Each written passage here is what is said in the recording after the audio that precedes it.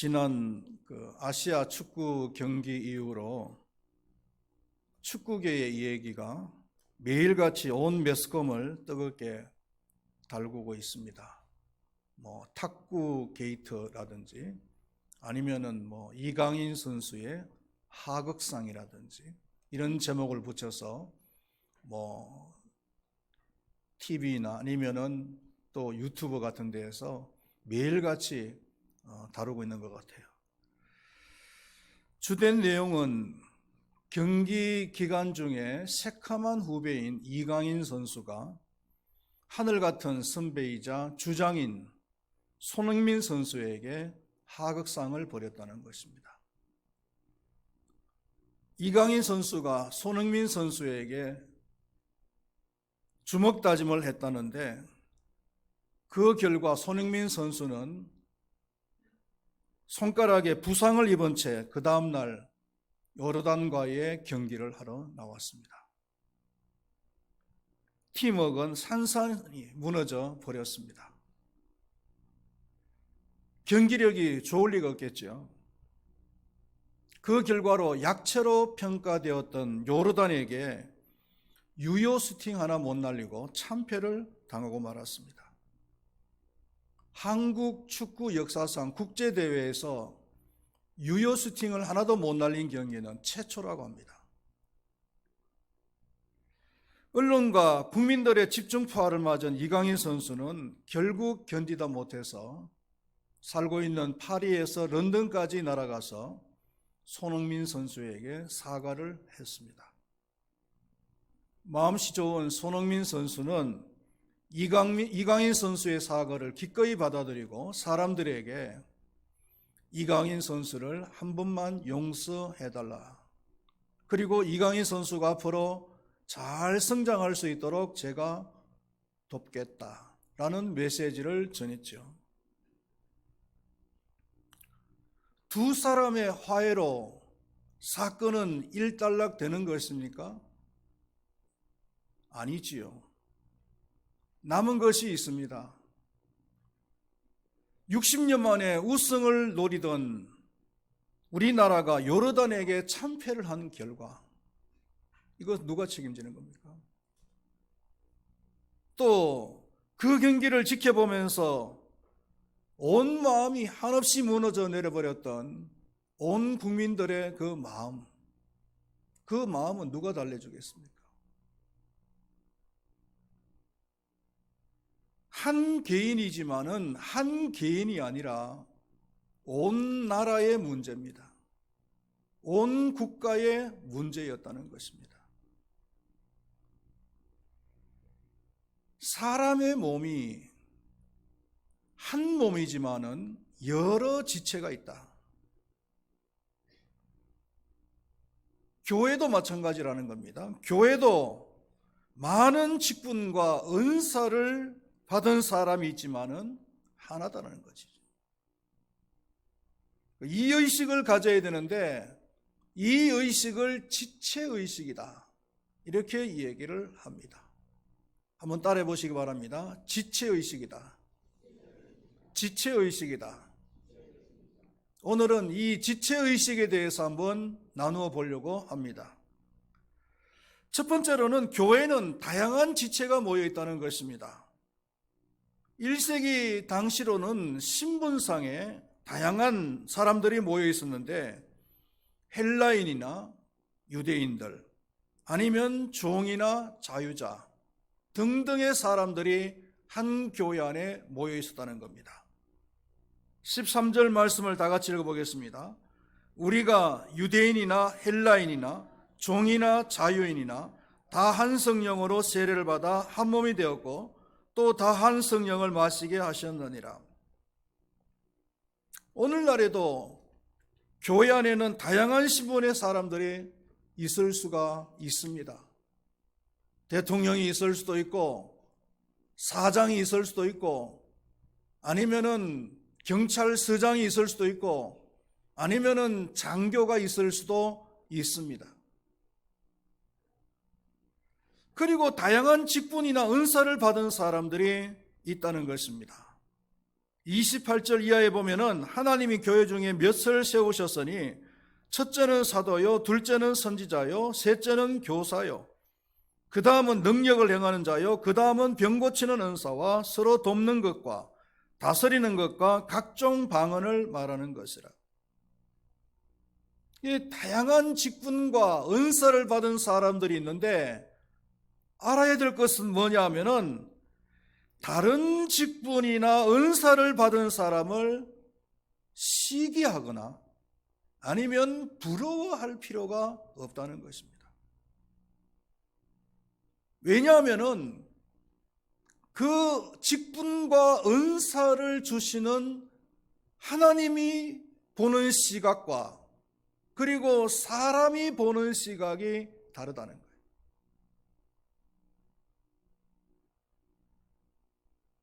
사람이 보기에는 덜 요긴하게 보이는 것도 하나님께서 보실 때는 더 요긴해요.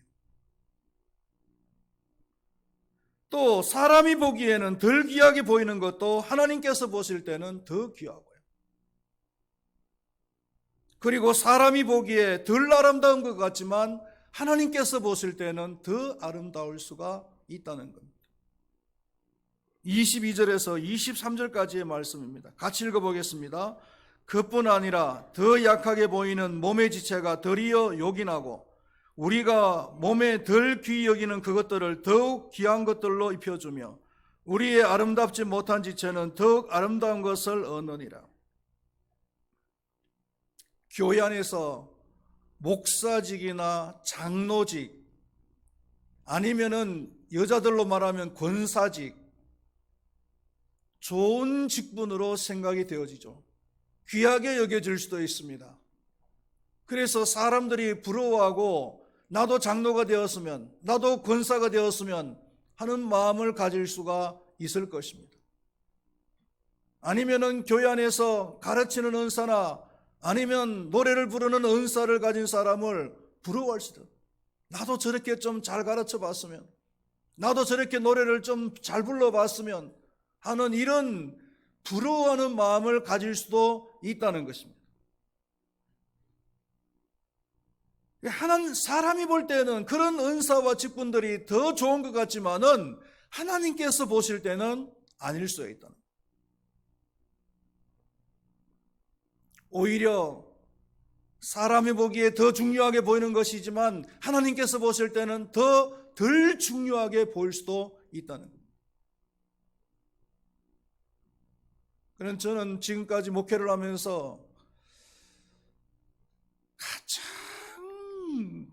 귀한 일을 하시는 분이다라고 생각이 드는 분이 지금도 제 마음속에 남는 사람이 있다면 제가 교육 전도사 때 한 70대 중반 되어진 남자 집사님이에요. 키도 조그마시고 허리도 이렇게 구부러지 90도로 구부러지시가지고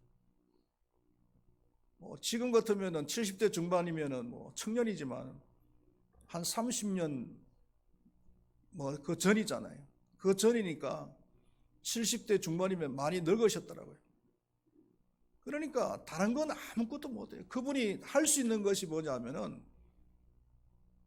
새벽 기도하고 그리고는 교회 청소해요. 토요일만 되면은 교회 오셔가지고 땀을 팍 흘리면서 혼자서 청소를 다 하는 거예요. 지금 우리 교회처럼 그 당시에는 제가 섬기던 교육전도사 때 섬기던 그 교회는 청소 당번이 이렇게 로테이션으로 돌아가면 청소 안 했어요. 그 집사님 혼자서 다 하셔요. 남자 집사님 혼자서. 그러면서 불평 한 번 안 하고요. 그래서 제가 한번 가끔 가다가 한 번씩 집사님 힘들어서 어떻게 합니까? 제가 그렇게 격려를 하면은 제가 할 수 있는 거랑 이것밖에 없는데 이거라도 제가 최선을 다해서 해야죠. 얼마나 참 귀하게 보이는지. 하나님께서 보실 때 너무너무 귀하게 보시겠다. 사람이 볼 때는 교회 청소하는 일이지만 하나님께서 보실 때는 그게 아니라 너무 귀한 일이다라는 생각이 들어요.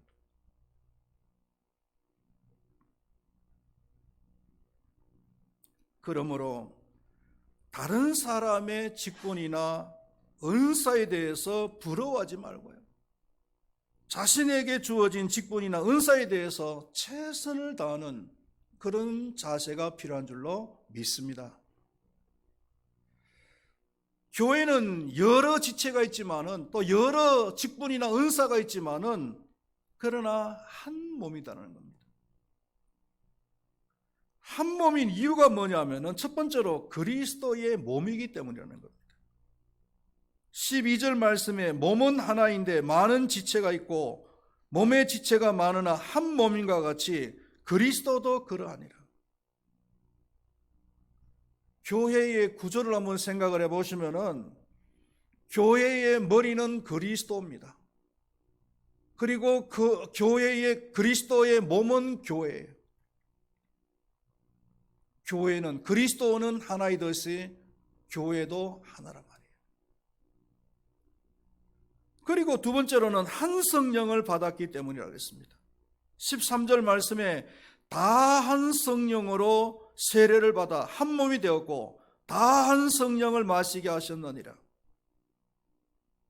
여러분, 교회가 뭡니까? 교회는 믿는 사람들의 모임이 교회입니다. 오늘 여러분들 이곳에 오신 이유는 하나님을 믿기 때문에 오셨잖아요. 할렐루야. 그래서 교회인 거예요. 그런데 우리가 교회가 되기 위해서는 예수를 믿어야 되겠죠. 예수를 믿기 위해서는 내 의지, 내 능력 가지고서는 되는 것이 아니고 성령께서 우리의 마음을 움직여 주셔야 돼요. 그래야 우리가 예수님을 주라고 고백할 수가 있게 되는 거예요. 3절 말씀에 보면은 성령으로 아니하고는 누구든지 예수를 주시라 할 수 없느니라. 우리가 예수님을 주라고 고백할 수 있는 것은 성령님께서 도와주셨기 때문에 예수님을 주라고 고백할 수 있는 거예요. 깡패 같은 그런 삶을 살던 사람이 예수님을 주라고 고백할 수 있는 것은 성령께서 역사하셨기 때문에. 무신론자의 극단을 걸어가고 있던 그런 사람이 예수님을 주라고 고백할 수 있게 된 것은 성령께서 그 사람의 강팍한 마음을 움직여 주셨기 때문에 가능한 거예요. 누구든지 예수님을 믿기 위해서는 성령님의 도움이 있어야 되는 줄로 믿습니다. 그 성령님은 한 분이시란 말이에요. 11절 말씀에 이 모든 일은 같은 한 성령으로 행하사라고 이야기를 했습니다. 그러면서 바울은 사람의 몸을 예로 얘기를 하고 있습니다. 사람의 몸에는 여러 지체가 있다는 겁니다. 머리도 있고 또 심장도 있고 그리고 손도 있고 발도 있고 각 지체들은 모양새도 다르고 기능도 다릅니다. 그러나 서로 긴밀하게 연결이 되어져 있다는 거예요. 15절에서 17절 말씀에 보면은 만일 발이 이르되 나는 손이 아니니 몸에 붙지 아니하였다 할지라도 이로써 몸에 붙지 아니한 것이 아니요 또 귀가 이르되 나는 눈이 아니니 몸에 붙지 아니하였다 할지라도 이로써 몸에 붙지 아니한 것이 아니니 만일 온몸이 눈이면 듣는 것은 어디며 온몸이 듣는 것이면 냄새 맡는 것은 어디냐. 여러분, 만약에 사람의 몸에 간에 이상이 왔어요. 간의 기능이 이상이 왔으면은 내 쪽에서는 간하고 상관이 없겠죠. 그러면 나는 안심이다. 간에 이상이 왔으니까. 간은 저 몸속에 있고 나는 머리 쪽에 있으니까 나하고는 상관이 없다. 이렇게 말할 수 있습니까? 간 기능이 무너지면은요. 내도 소용이 없는 거예요. 제가 목회를 하면서 제일 처음 장례식을 치른 케이스가요. 간경화로 돌아가신 분이에요. 멀쩡해요. 사지가 멀쩡한데 그런데 한 5분 정도 지나니까요. 마지막 순간에 한 5분 정도 지나니까 그냥 숨을 안 쉬더라고요.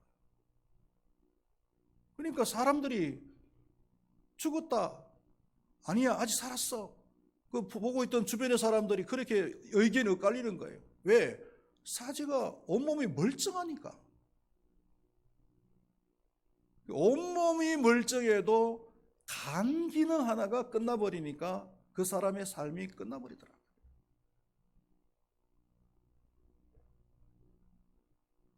눈이 안 보이면 다른 지체들은 괜찮은 겁니까? 다행인 것입니까?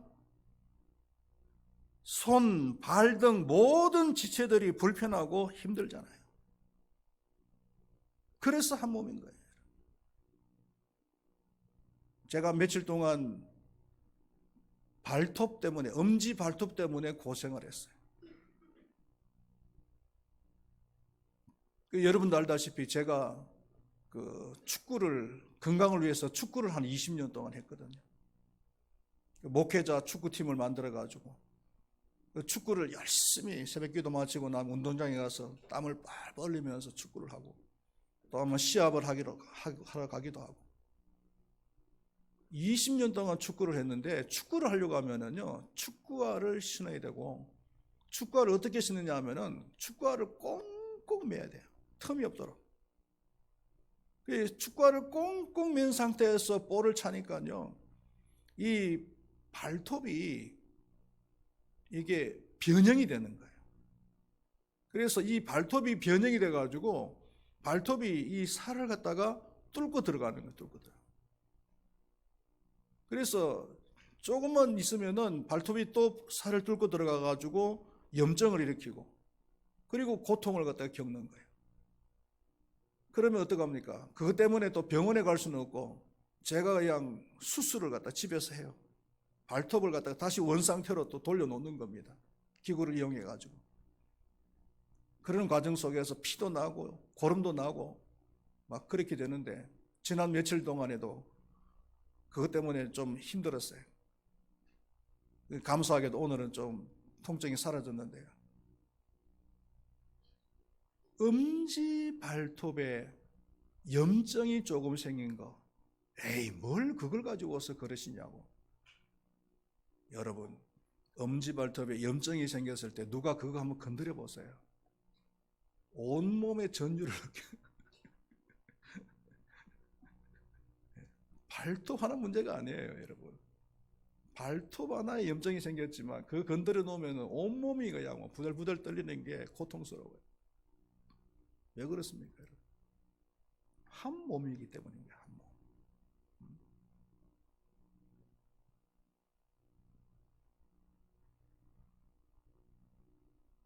바울이 왜 이 몸 얘기를 하느냐 하면은 교회가 이와 같다는 것을 설명하기 위해서 그러는 거예요. 만일 한 지체가 고통을 받으면 모든 지체가 함께 고통을 받고, 한 지체가 영광을 얻으면 모든 지체가 함께 즐거워하느니라. 교인 한 사람이 어디 가서 착한 일을 하면은 교회 전체가 칭찬을 듣는 거예요. 이야, 저 사람 정말 집사답다, 권사답다. 나도 한번 교회 가고 싶구나, 이런 마음을 일으킬 수가 있다는 거예요.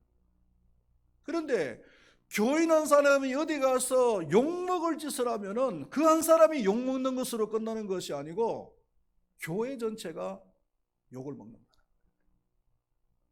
교회 다니는 것들 다 저렇지 뭐, 이렇게 되는 거예요. 그 신문이나 매스컴을 통해서 가끔 가다가 교회에 대해서, 교회가 무슨 실수했고 잘못했을 경우, 아니면은 뭐 목사나 이런 분들이 잘못해가지고 뉴스에 나오는 경우가 있잖아요. 저는 그것을 볼 때마다 마음이 얼마나 아픈지 몰라요. 아, 저 목사가 잘못해서, 저 교회가 잘못해서 뭐 뉴스 나오는 건데 뭐 이걸로 끝나는 문제가 아니에요, 여러분. 그런 뉴스가 매스컴을 한번 타버리면은요, 한국 교회의 교인 수가 줄어드는 거예요. 교인 수가. 전도가 안 되는 것은 말할 것도 없고 교인 수가 줄어든다니까요.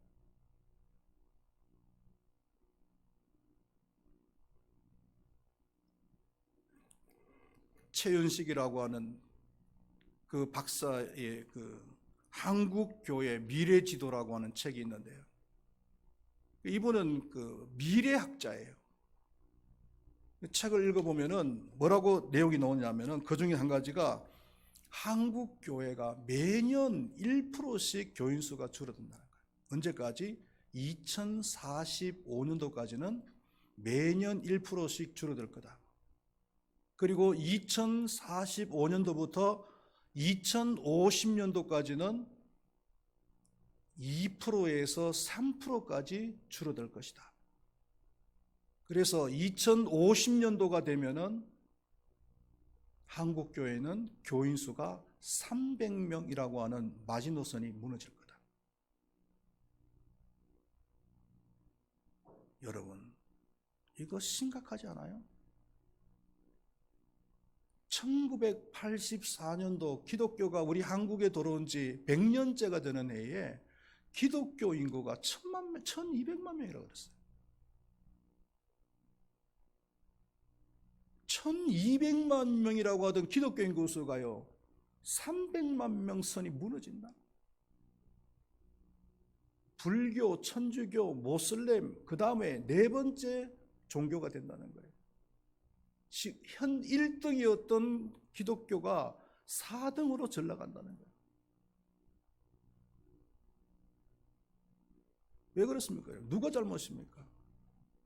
성도 한 사람 한 사람들이 그 삶의 연장 속에서 기독교인으로서의 그 역할을 제대로 못했기 때문에 이런 결과가 오는 거 아니겠어요?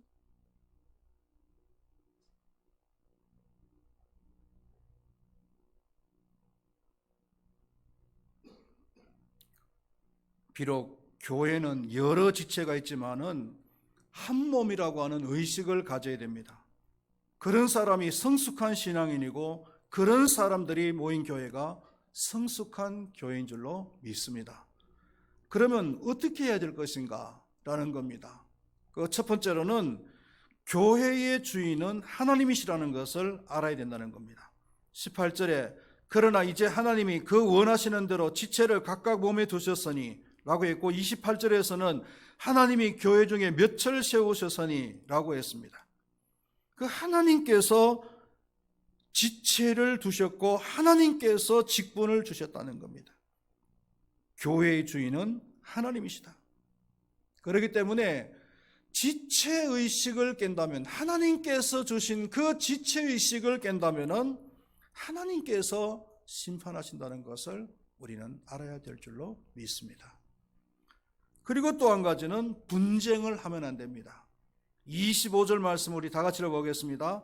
몸 가운데 분쟁이었고 오직 여러 지체가 서로같이 돌보게 하셨느니라. 교인들 간에 서로 분쟁을 하면 안 된다는 겁니다. 왜 분쟁을 하는 거예요? 지체의식이 없기 때문에.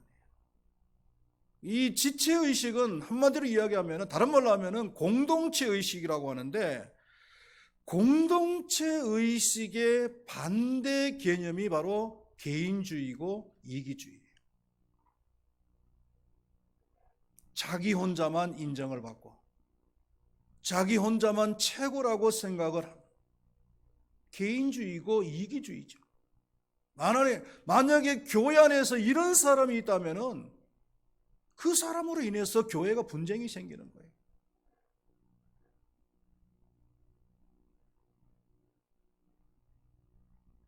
공동체의식을 깨는 거죠. 우리는 지체의식을 가져야 됩니다. 공동체의식을 가져야 되는 거예요.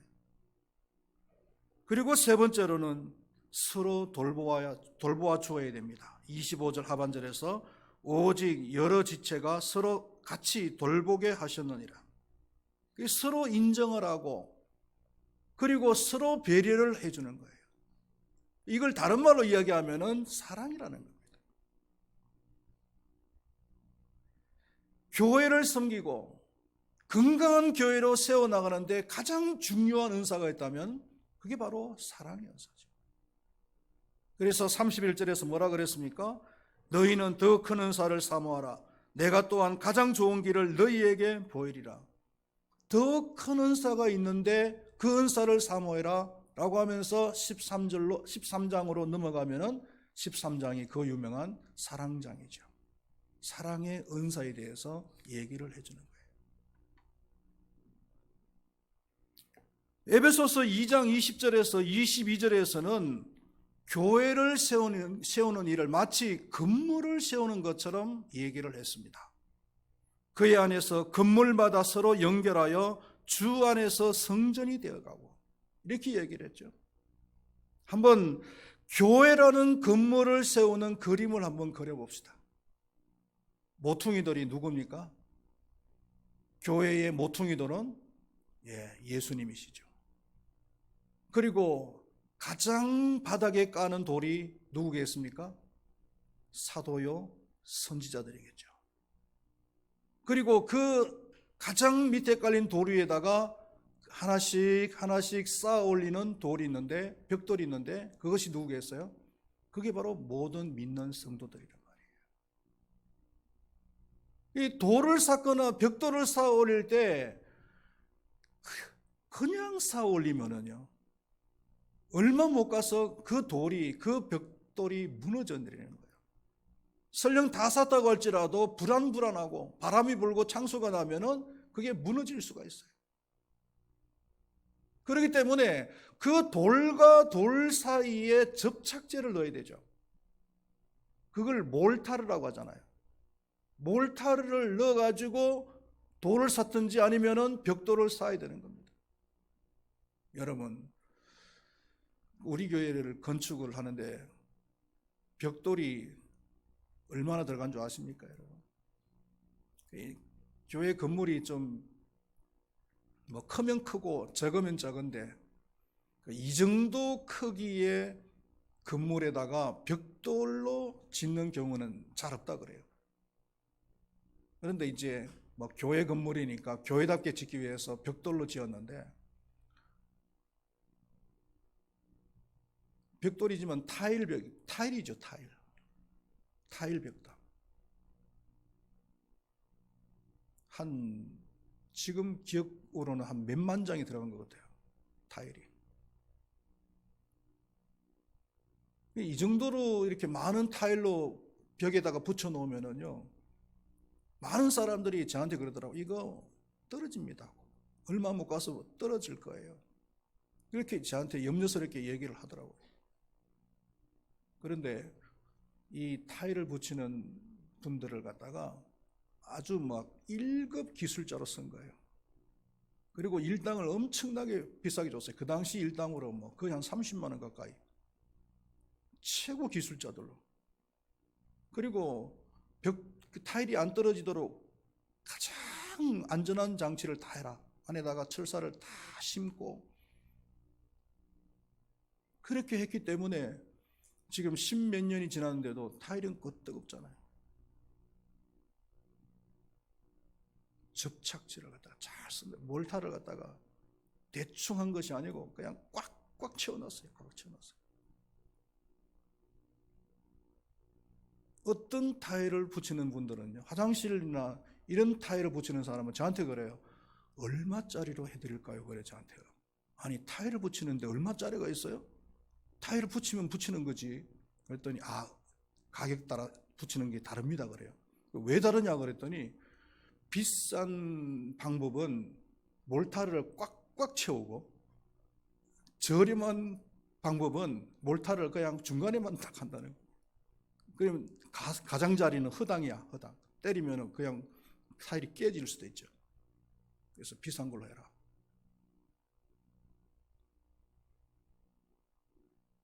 우리 교회가 이게 그냥 이렇게 보여도 최고의 기술자가 최고의 기술로 지은 교회예요.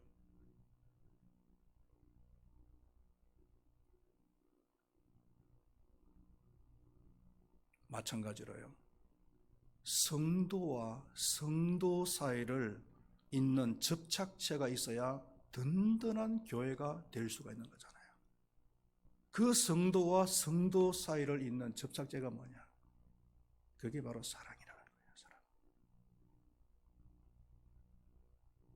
만약에 교회 안에 사랑이 없고 이기주의나 아니면은 개인주의가 팽배한 그런 교회라면은, 그런 교회는 든든한 교회가 될 수가 없어요. 사랑으로 서로 연결되어지고 서로 있는 그런 교회가 되어질 때 그런 교회는 든든한 교회가 될 줄로 믿습니다. 우리 큰바위 교회가 사랑으로, 성도들 간의 사랑으로 끈끈하게 연결되어진 아주 든든한 그런 교회가 될 줄로 믿습니다. 우리 모든 성도님들이 그런 교회가 될 수 있도록 사랑으로 힘을 쓰는 그런 우리 큰바위 교회가 될 수 있기를 축원드리겠습니다. 교회는 다양한 지체들이 있지만 한 몸입니다. 우리는 지체의식을 가지고서 교회 생활을 해야 됩니다. 개인주의나 이기주의를 가지고서 교회 생활을 하면 안 됩니다. 그러면 교회 안에 분쟁이 생깁니다. 사랑으로 서로 돌보는 교회 생활이 되어야 됩니다. 그러면은 교회의 주인 되신 하나님께서 기뻐하실 것이고 좋은 것을 주실 줄로 믿습니다. 기도하겠습니다. 하나님 아버지, 교회는 많은 직분과 은사들이 있지만은 그러나 한 몸입니다. 이런 의식을 지체의식이라고 하는데 이런 지체의식을 가져야만이 성숙한 교회, 건강한 교회가 될 수가 있는 줄로 믿습니다. 우리 성도 한 사람 한 사람들이 교회라고 하는 건물을 세워나갈 때 성도와 성도 사이에 연결하고 있는 접착제가 있어야 되는데 그것은 사랑이라고 했습니다. 우리 큰바위교회 모든 성도님들은 상호간에 사랑이 풍성한 그런 관계들이 다 되게 하여 주시옵소서. 개인주의나 이기주의는 추워도 없도록 하나님께서 도와 주시옵소서. 그래서 우리 교회는 사랑이 풍부한 교회가 되어져서 건강한 교회, 성숙한 교회로 세워져 나갈 수 있도록 하나님이여 도와 주시옵소서. 감사합니다. 예수님의 이름으로 기도드리옵나이다. 아멘. 광고 말씀을 드리도록 하겠습니다. 3월